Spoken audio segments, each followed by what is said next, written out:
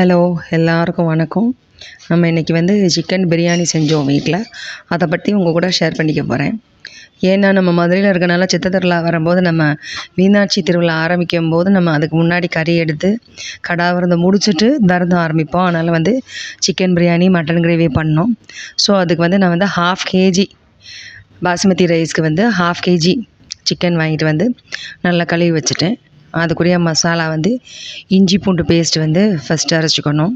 So வந்து நீங்கள் இஞ்சி பூண்டு பேஸ்ட்டை அரைக்கும்போது பொதுவாகவே வந்து இஞ்சி கம்மியாக, அதாவது வந்து இஞ்சி வந்து 10 கிராம்னா வெள்ளைப்பூடு வந்து 100 கிராம் அந்த மாதிரி போட்டுக்கலாம்.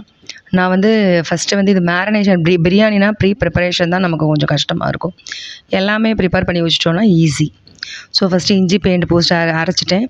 இப்போ சிக்கன் மேரினேஷனுக்காக ஒரு 50 கிராம் தயிர், 1/2 kg சிக்கனுக்கு என்னோடது, அந்த அரைச்ச இஞ்சி பூண்டு விழுது, அதுக்கப்புறம் வந்து ஆச்சி கரம் மசாலா கொஞ்சோண்டு நான் யூஸ் பண்ணுவேன் அது, அப்புறம் வந்து ஆச்சி பிரியாணி மசாலா இல்லைனா சிக்கன் சக்தி பிரியாணி மசாலா 2 மசாலா ஏதாச்சும் கொஞ்சம் கொஞ்சம், அப்புறம் வந்து காஷ்மீரி சில்லித்தூள் 3ஐயும் போட்டுட்டு கொஞ்சம் உப்பு போட்டுட்டு, இந்த நான் ரேஷியோ காமிக்கிறேன் பாருங்கள், அந்த மாதிரி போட்டுட்டு அதுக்கப்புறம் வந்து நம்ம வந்து கழுவி வச்சுருக்க சிக்கன் அதில் போட்டு நல்லா பரட்டி வச்சுருங்க.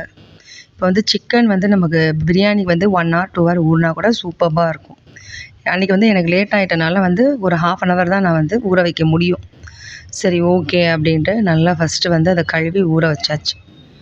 மேரினேஷனுக்காக சட்டியில் வச்சுட்டேன். ஸோ அதுக்கு நடுவில் வந்து என்ன செய்யலாம் அப்படின்னு யோசிச்சுட்டு இருக்கும்போது தான் பிரியாணிக்கு தேவையான வெங்காயத்தையும் கட் பண்ணி வச்சுட்டேன். தயிர் வெங்காயம் நம்ம போட்டு வச்சுருவோம், அப்போ தான் செட் ஆகும்னு சொல்லி அதை வந்து தயிர் வெங்காயம் வந்து வச்சாச்சு. மிக்ஸ் பண்ணிவிட்டு அதை ஓரமாக தூக்கி வச்சாச்சு. எப்போவுமே பிரியாணி செய்யும்போது ப்ரிப்பரேஷன் வந்து நம்ம லேடிஸ்க்கு எல்லாருக்குமே தெரியும், அதுதான் கஷ்டம்.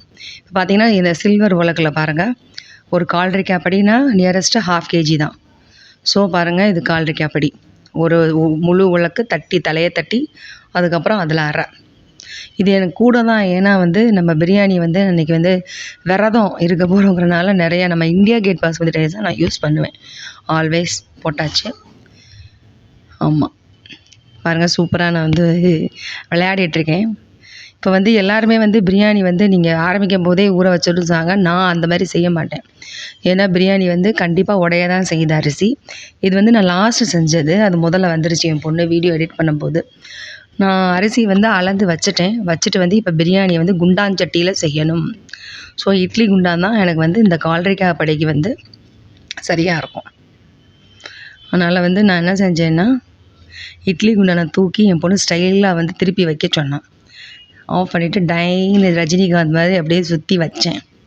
பிரியாணி செய்யும்போது எண்ணெய் வந்து 3 ரேஷியோவில் 3 போடணும். அதாவது நம்ம யூஸ்வலாக யூஸ் பண்ணுற ஆயில், நெய், அப்புறம் தேங்காய் எண்ணெய் கொஞ்சம் சேர்த்திங்கன்னா செம்மையாக இருக்கும். தேங்காய் எண்ணெய் அப்போ என்கிட்ட இல்லை, அப்போ நான் யூஸ் பண்ணுற ஆயில் இது வந்து நான் கண்ணளவில் நான் எப்போவுமே செய்வேன். உங்களுக்கு வேணுன்னா கரண்டி எடுத்துக்கோங்க. 1/2 கிலோவுக்கு வந்து 100 150 கிராம் எண்ணெய் போதும். ஸோ அப்போ வந்து ஒரு கரண்டி 50 கிராம் கரண்டி எடுத்துக்கோங்க. அந்த அளவுக்கு நீங்கள் ஊற்றிக்கலாம். இப்போ வந்து நான் அந்த ரேஷியோவில் தான் என் கண்ணளவில் வந்து ஊற்றிட்டேன். இப்போ வந்து சிக்கன் பிரியாணி செய்யும்போது மிளகு கண்டிப்பாக வந்து நீங்கள் எண்ணெயில் ஃபஸ்ட்டு போட்டுருங்க. ஒரு 10 மிளகு, பட்டை, கிராம்பு, பிரியாணி இலை எல்லாத்தையும் எண்ணெய் காஞ்சது பாருங்கள், சரன்னு எரியுது. ஸோ எல்லாத்தையும் போட்டு ஃபஸ்ட்டு நம்ம வந்து இது பண்ணிட்டேன், வதக்கிட்டு வெங்காயம் வந்து கட் பண்ணி ஒரு 4-5 வெங்காயம், பெரிய வெங்காயம் கட் பண்ணி நறுக்கி வச்சுருக்கேன். அந்த வெங்காயத்தை வந்து இது நல்லா மசாலா இது பண்ணோடனே வெங்காயத்தை வந்து நான் வந்து போட்டு எண்ணெயில் வதக்கணும். நீங்கள் எப்போவுமே சமையல் செய்கிறதா இருந்தாலும் ஃபஸ்ட்டு வந்து ஃபுல் ஃப்ளேமில் ஆரம்பிச்சுட்டு அதுக்கப்புறம் மீடியம் ஃப்ளேமில் வச்சுருங்க. அப்போ தான் உங்களுக்கு தீயாமல் கருகாமல் நல்லபடியாக சமையல் வரும். ஸோ வெங்காயம் வந்து ஓரளவுக்கு ப்ரௌனிஷாக வர வரைக்கும் நம்ம நல்லா வதக்கிட்டு நான் கொஞ்சம் லேட் ஆகிட்டே இருக்கிறனால டக்குன்னு அப்பப்போ கிரேப்ஸையும் வாயில் போட்டு டேஸ்ட் பண்ணிவிட்டு புதினா கூட அரைஞ்சி வச்சுருந்தேன், அதையும் கழுவி வச்சாச்சு. கழுவி வச்சுட்டு புதினாவை கொஞ்சோண்டு போட்டாச்சு. இப்போ நம்ம இஞ்சி பூண்டு பேஸ்ட் எல்லாமே அதில் இருக்குது, அதனால் தேவை கிடையாது. நான் வந்து என்ன பண்ணுவேன்னா, பச்சை மிளகாய் பிரியாணினா கீரி தான் போடுவேன். அரைச்சி போட்டால் அது வேறு ஃப்ளேவர், கீரி போட்டால் அது வேறு. கீரி போட்டு செய்யுங்க, சூப்பராக இருக்கும். ஸோ வெங்காயம் இது எல்லாமே நமக்கு வந்து மொத்தமாக வதங்கிட்டு அதுக்கப்புறம் செஞ்சால் ஒன்று கருகிரும், தீஞ்சு போயிடும், நல்லா இருக்காது. ஸோ அந்த மணம் இருக்குன்னா கொஞ்சம் வந்து தெரியும். நான் அதுக்கப்புறம் வந்து தக்காளி வந்து ஜாஸ்தி போடாதீங்க பிரியாணியில். 2 தக்காளி இல்லைனா 3 தக்காளி தான் போடணும். நான் வந்து தக்காளி கட் பண்ணி வச்சுருக்கேன். கை மணம் வரணுங்கிறதுக்காக ஒரே ஒரு தக்காளி வந்து நல்லா நசுக்கி பிசக்கி பலத்தெல்லாம் காமிச்சு போட்டாச்சு. அப்போ தான் வந்து அழகா சமையல் செஞ்சாலும் நம்ம சுத்தமாக வந்து கைப்பக்குவத்தோடு செய்யணும்னா இப்படி தான் செய்யணும். முந்தி காலத்தில் வந்து அப்படி தானே செஞ்சாங்க. எல்லாத்தையும் நறுக்கி நறுக்கி வச்சு செஞ்சுட்டு இருந்தால் நம்ம கை வந்து நம்ம செய்கிற உணவு படணும். இப்போ வந்து நம்ம அந்த மசாலாவுக்கு தேவையான உப்பெல்லாம் போடுறோங்க. எப்போவுமே எந்த பொருள் செய்யாதான் அதுக்கு தனித்தனியாக உப்பு போடணும். கொஞ்சம் கொஞ்சமாக அப்போ போடணும். மொத்தமாக அதில் போட்டாலும் வந்து அரிசியில் பிடிக்காது. அதனால் வந்து இதுக்கு தேவையான உப்பை கொஞ்சோண்டு போட்டு நல்லா வதக்கிடுங்க. பாருங்கள் தக்காளியெல்லாம் மேஷ் ஆகுது. கொஞ்சம் மேஷ் ஆனோடனே நம்ம வந்து ஊற வச்சுருக்கோம் இல்லையா சிக்கனை, அந்த சிக்கனை எடுத்து அதில் கொட்டிடணும். இங்கே பாருங்கள், நம்ம சிக்கன்லாம் சமைக்கும்போது தண்ணி சேர்த்து சமைச்சோம் அப்படின்னா சிக்கன் விரைச்சி போயிடும், நல்லாவே இருக்காது. அப்போ வந்து நீங்கள் என்ன செய்யணும் அப்படின்னா, எப்போவுமே சிக்கனை வந்து நம்ம வந்து தண்ணி சேர்க்காம கிரேவி அந்த மாதிரினா தண்ணி சேர்த்துக்கலாம். மூடி வச்சு செய்யுங்களேன், சூப்பராக இருக்கும். அந்த சிக்கன் அந்த தண்ணியிலே வெந்து அப்படியே அடங்கிடும். இப்போ நான் வந்து தட்டை மூடி போட்டு ஒரு 10 மினிட்ஸ் அப்படியே மூடி வச்சுருவேன் எப்போவுமே. அதுக்கு நடுவில் வந்து பிரியாணிக்கு தேவையான எலுமிச்சம்பழத்தை 1 போதும் கட் பண்ணி அதை ஜூஸ் எடுத்து வச்சுக்குவேன். ஏன்னா பிரியாணிக்கு எலுமிச்சம்பழம் எல்லாமே பாருங்கள் என் கை தான். எதுவுமே மெஷின்லாம் யூஸ் பண்ணுறதே கிடையாது. என்னோடய கை தான் எனக்கு மிஷினு. நம்ம கை வந்து உதவுற மாதிரி எதுவுமே உதவாது. அடி உதவுற மாதிரி அண்ணன் தம்பி உதவ மாட்டான். கை இருக்கிற வரைக்கும் நம்ம எல்லா வேலையும் நம்ம செஞ்சுக்கணும். ஸோ அதை ஓரமாக தூக்கி வச்சாச்சு. இப்போ பாருங்கள், சிக்கன் வந்து நல்லா வந்து அது வெந்துருச்சு. நான் வச்சு ஒரு 15 மினிட்ஸ் ஆகிருக்கும். இப்போ எண்ணெய் பிரிஞ்சு வர நேரத்தில் நம்ம வந்து பிரியாணிக்கு தண்ணி சேர்க்கணும்.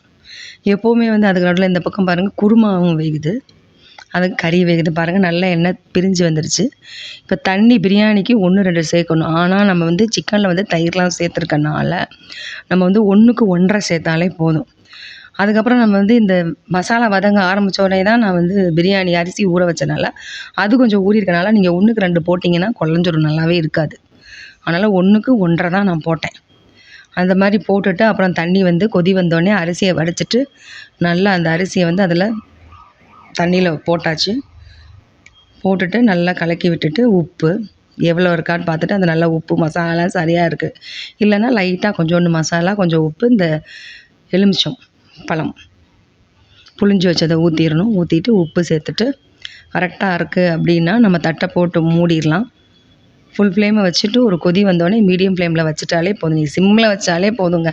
பெரிய பெரிய ஃப்ளேம் வருதுல்ல, அந்த இதில் வந்து ஃபுல்லில் வச்சு கொதி வந்தோடனே சிம்மில் வச்சு தட்டை போட்டு மூடி 15 மினிட்ஸ் அந்த குழவையாக இருக்கும்போது நம்ம அடுப்பை ஆஃப் பண்ணிட்டோன்னா பிரியாணி வந்து சூப்பராக செட் ஆயிரும். இது வந்து சீக்ரெட் மசாலா வீட்டில் நான் செஞ்சு வச்சுருக்கேன். கொஞ்சோண்டு எந்த பிரியாணி செஞ்சாலும் போட்டுருவேன். அது வந்து கொஞ்சம் இன்னும் நல்லா ஃப்ளேவர் கொடுக்கும். பாருங்கள் நல்லா கொதிக்குதா, கலர்ஃபுல்லாக இருக்கா. ஒன்றுமே சேர்க்கல, நான் காஷ்மீரி மிளகாத்தூள் தான் சேர்த்துருக்கேன். அப்புறம் அந்த தக்காளியோட ஜூஸ்க்குள்ள கலரு நல்லா, அதுவும் நம்ம சமைக்கும்போது ஓயாமல் கிண்டிகிட்டே இருந்தோன்னா அரிசி வந்து உடஞ்சிரும். கிண்டும் போது ஓரமாக இருந்து தான் அப்படி பொத்துனாப்பில் கிண்டி விடணும். பாருங்கள், இப்போ டேஸ்ட் பார்க்க போகிறேன். டேஸ்ட் பார்த்துட்டு ரொம்ப சூப்பராக இருக்கும் கண்டிப்பாக. இருந்துச்சு, சாப்பிட்டாச்சு, செம்மையாக இருந்துச்சு டேஸ்ட்டு. நான் வந்து அவ்வளோதான், பார்த்துட்டு திரும்பி கூட பார்க்க மாட்டேன். 15 மினிட்ஸ் அப்படியே மூடி வச்சுருவேன். பாருங்கள், 10 நிமிஷம் கழிச்சு நான் திறக்கிறேன். அந்த வேர்வை தண்ணி அதில் விட்டால் தான் டேஸ்ட்டு. ரொம்ப மெனக்கட மாட்டேங்க. அதை வெயிட்டை தூக்கி வைக்கிறது, அதை செய்கிறது, அதெல்லாம் கிடையாது. குக்கரில் செய்கிறத விட இப்படி செஞ்சு பாருங்களேன். பாருங்கள், பொலன்னு வரும். குக்கரில் செஞ்சு நம்ம வந்து கொஞ்சம் நேரம் கழித்து சாப்பிட்டோம் அப்படின்னா அது வந்து குழஞ்ச மாதிரியே இருக்கும். இந்த மாதிரி நீங்கள் குண்டாஞ்சட்டியில் செஞ்சு சாப்பிடும்போது எவ்வளோ நேரம் கழித்து சாப்பிட்டாலும் அதே உதிரியாகவும் இருக்கும், நல்ல டேஸ்ட்டாகவும் இருக்கும். பிரியாணி செஞ்சு முடிச்சுட்டு 10 நிமிஷம் கழித்து அடுப்பை ஆஃப் பண்ணிவிட்டு இன்னொரு 10 மினிட்ஸ் கழித்து பாருங்கள், சூப்பராக அந்த மாதிரி. என் பொண்ணு அதுக்குள்ளே அவளுக்கு முடியவே இல்லை, தட்டில் வச்சு கொடுக்க சொன்னால் வச்சு கொடுத்தேன். சாப்பிட்டுட்டு சூப்பர்மா சொன்னால். ரொம்ப செமையாக இருந்துச்சு அன்றைக்கி பிரியாணி, செம்ம டேஸ்ட்டு. கடையில் மேக்ஸிமம் நான் வாங்க மாட்டேன். கண்டிப்பாக நீங்கள் இதை வெளில ட்ரை பண்ணுங்கள். ட்ரை பண்ணிவிட்டு எனக்கு கமெண்ட் பண்ணுங்கள். Thank you very much. சப்ஸ்கிரைப் பண்ணுங்கள் எங்கள் பாப்பா சேனலை. Bye bye.